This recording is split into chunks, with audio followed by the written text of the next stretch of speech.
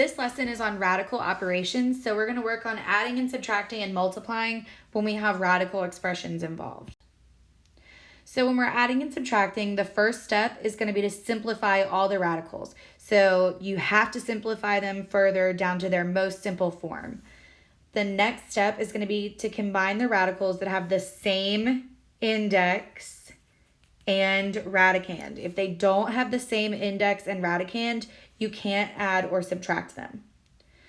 We're going to add or subtract all the coefficients and keep the common radical. So the goal here is to get as many of the radicands and indexes to look the same. So let's start with this first example. So my first step is going to be to simplify everything. So I know that I can simplify the fourth root of 48 deeper than that. So if I simplify that, I'm going to have 48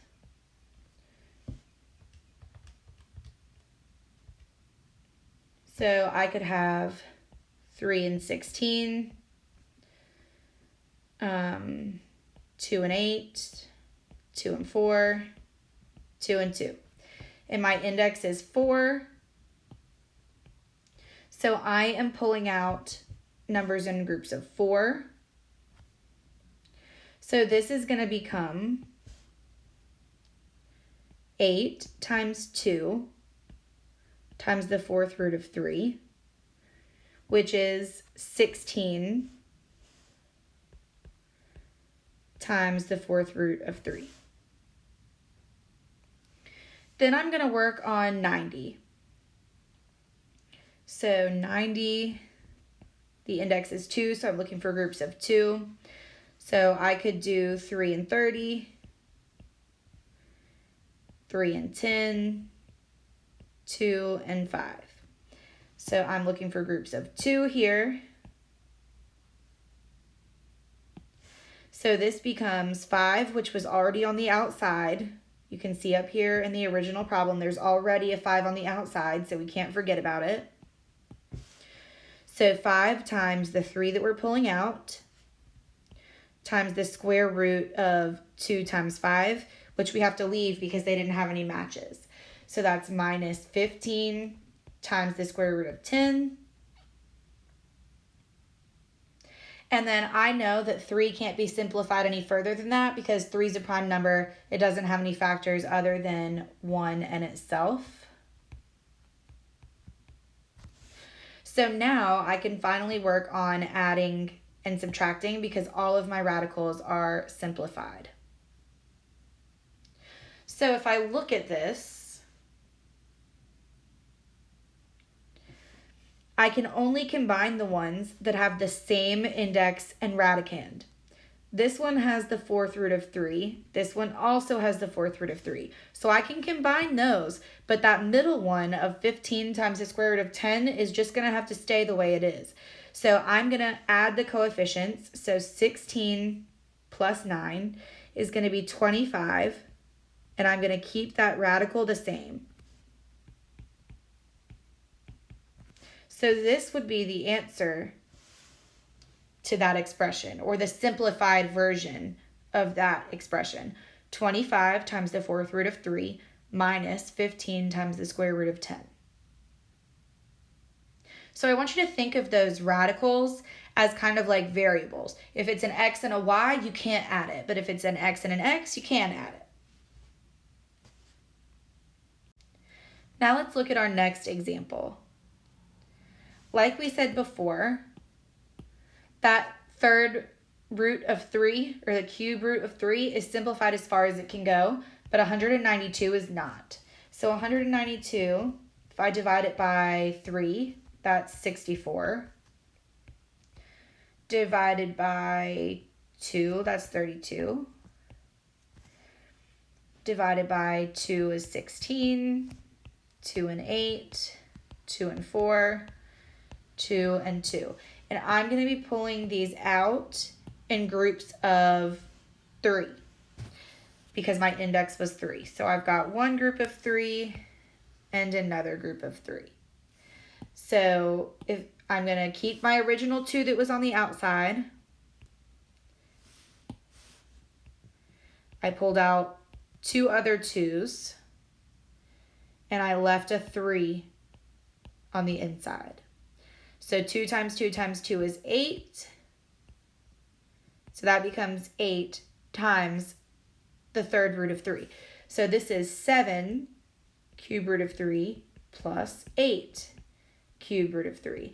And so you'll see if we had tried to add these together before, our index and radicands didn't match. But by simplifying it, we created radicands that match. So I'm going to add the coefficients. So 7 plus 8 is 15. And I'm just going to keep that radical the same. So this one simplified all the way down to 15 times the cube root of 3. Now I want you to try these on your own as some practice, and then we will go over them.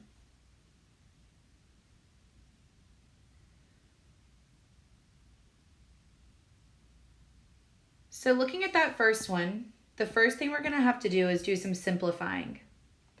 So 10 times the square root of 28, I know that can be simplified further. So that could be 7 and 4, 2 and 2. That's an index of 2. So I'm going to be pulling things out in groups of 2. So that becomes 10 times 2 times the square root of 7. So that becomes 20 times the square root of 7. I know the cube root of 56 or negative 56 can also be simplified more. So I'm going to pull out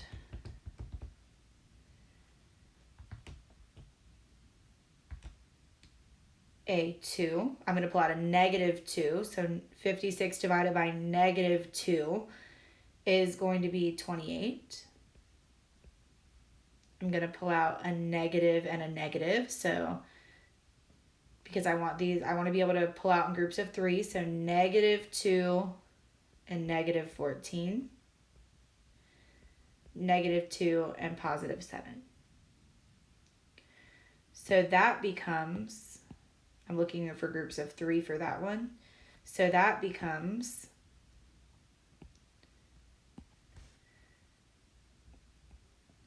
negative 2 times the cube root of 7. And 175 can also be simplified. So let's say 175 divided by 5 is 35. And then 5 and 7. And I'm pulling out in groups of 2 here because the index is 2. And I already had a number outside of that, so it becomes 4 times 5 times the square root of 7. So that becomes 20 times the square root of 7. Well, now everything is simplified, so I can look for things that are the same. So this has the square root of 7. This also has the square root of 7. I cannot include the cube root of 7 because it has a different index. So 20 square root of 7 minus 20 square root of 7 is just going to be 0.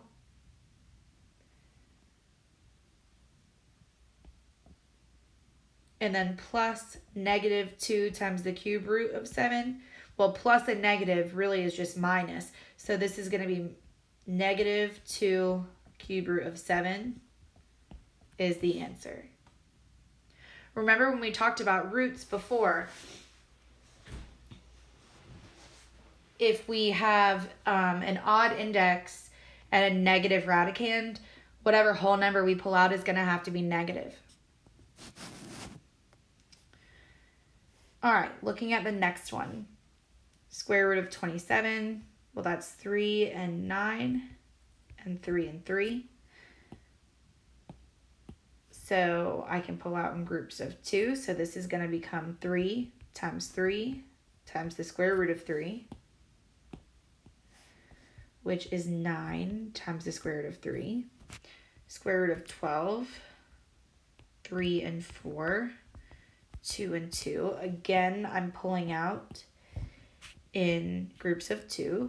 So that's 2 times the square root of 3.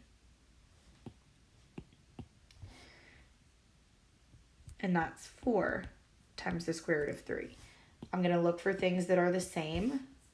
I have square root of 3 for both of these, so I can combine them.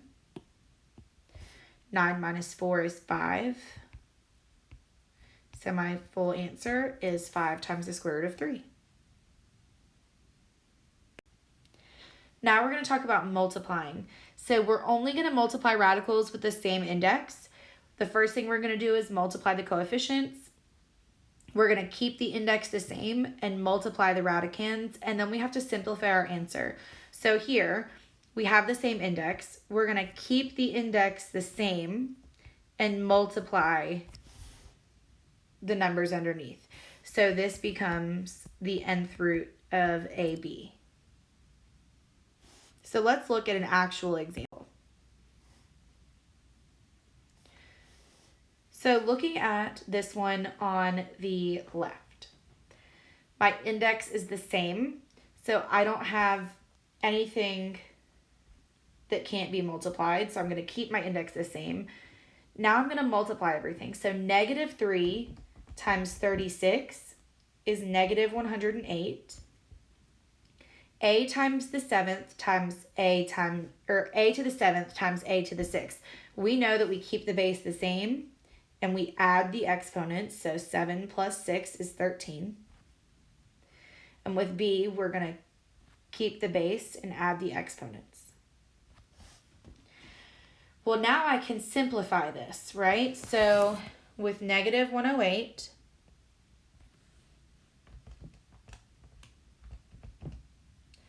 I'm going to pull out a negative 9. Actually, you know what? Let's pull out something different. Let's pull out something that's prime. So I'm going to pull out a negative 3. Well, negative 108 divided by negative 3 is positive 36. I'm going to pull out a negative 3 again, and that gives me negative 12. Pull out a negative 3 again, and that gives me positive 4. Our index is 3, so we're looking for groups of 3. So in my final answer, let's move that over some.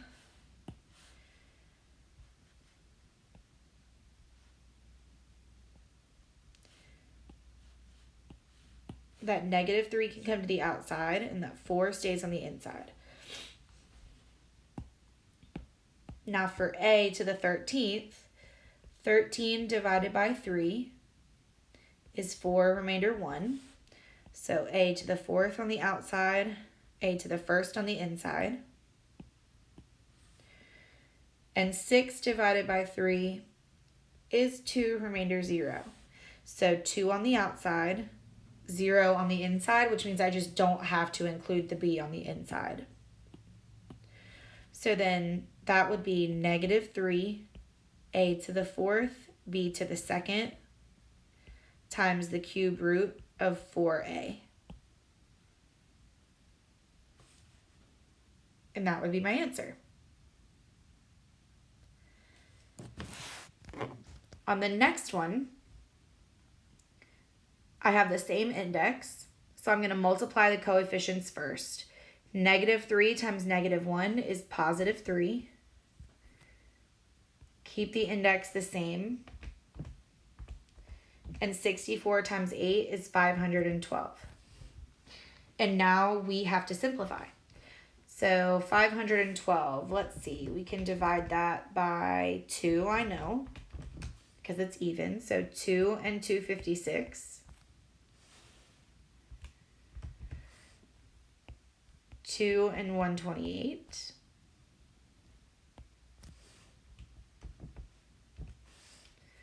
2 and 64. 2 and 32. 2 and 16. 2 and 8. 2 and 4. 2 and 2. So I'm going to pull these out in groups of 4. So I have one group, another group, and one left over. So I already had a 3 on the outside, my first group, my second group, and the 1, 2 that I have to leave on the inside. So 3 times 2 is 6, times 2 is 12. So this becomes 12 times the 4th root of 2 is my final answer.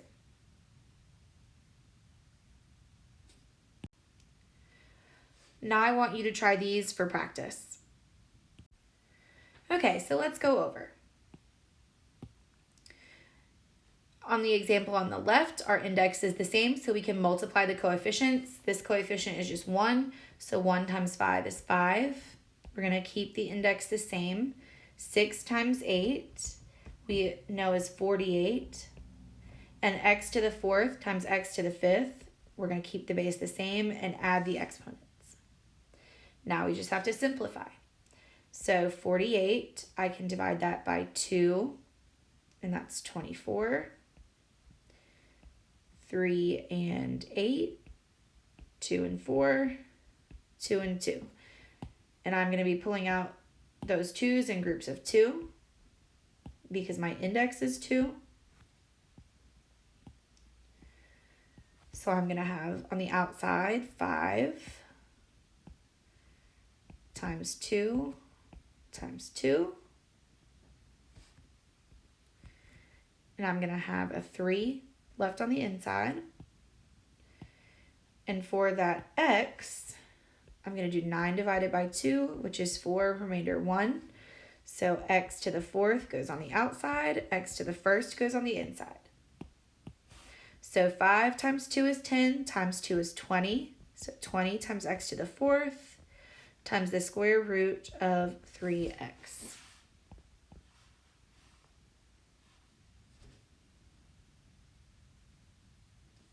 Now let's look at the second one.